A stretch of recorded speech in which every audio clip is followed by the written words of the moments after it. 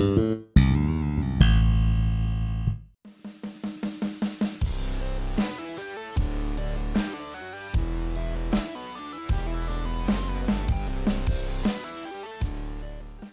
привет, с вами все тот же Китай. Сегодня мы поговорим о микрофоне, которым я пользуюсь уже больше года, а именно HyperX Quadcast. Я считаю, что это один из лучших микрофонов для записи роликов и проведения стримов. Это он считает. Это я считаю, да.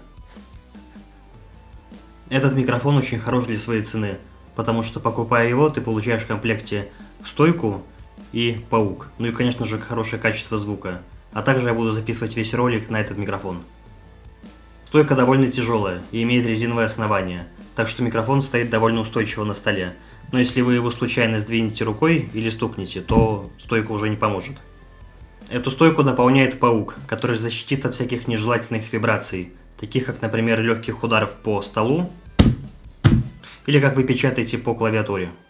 Если ты используешь микрофон на стандартной стойке, то я считаю, единственный минус это вот этот фильтр, потому что если ты пытаешься поставить микрофон перед собой, то он будет мешать твоей клавиатуре.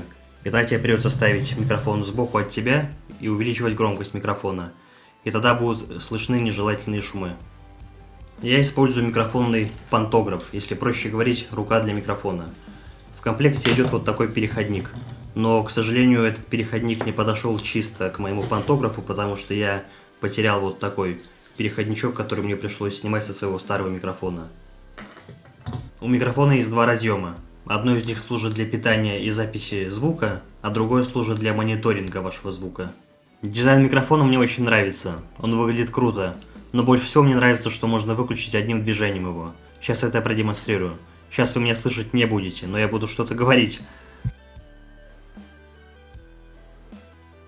Сейчас вы меня слышите. Но вот эта подсветка, она влияет, как вы уже поняли, не только за дизайнерскую часть, но и за то, что он выключен и включен. Вот сейчас он горит красным, он включен. И также вот эта ткань, она является поп-фильтром, но поп-фильтр из этого такой себе, потому что если вы будете говорить довольно близко, и даже как я сейчас говорю, наверное, слышны всякие pp и вот такие звуки. Так что, думаю, вам надо будет покупать отдельный поп-фильтр. Регулировка громкости сделана довольно непонятно, потому что 5 точек, они находятся по центру этого кольца, и ты можешь крутить за их пределы.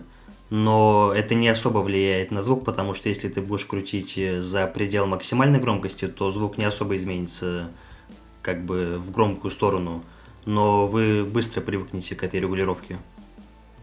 У микрофона есть 4 режима, что делает его полезным не только для записи роликов с играми, но и такие вещи, как интервью и подкасты. Начнем мы с режима, который называется стерео. Он также используется в роликах с ASMR. Это то, что если вы будете слева, вот слева, то звук будет слева, а справа звук будет справа. Так что вот такой вот режим. Дальше у нас идет всенаправленный режим. Он записывает все звуки вокруг себя равномерно. Это, допустим, если вы ведете подкаст более 2 или 3 людей, то он будет записывать равномерно все голоса, которые вокруг него.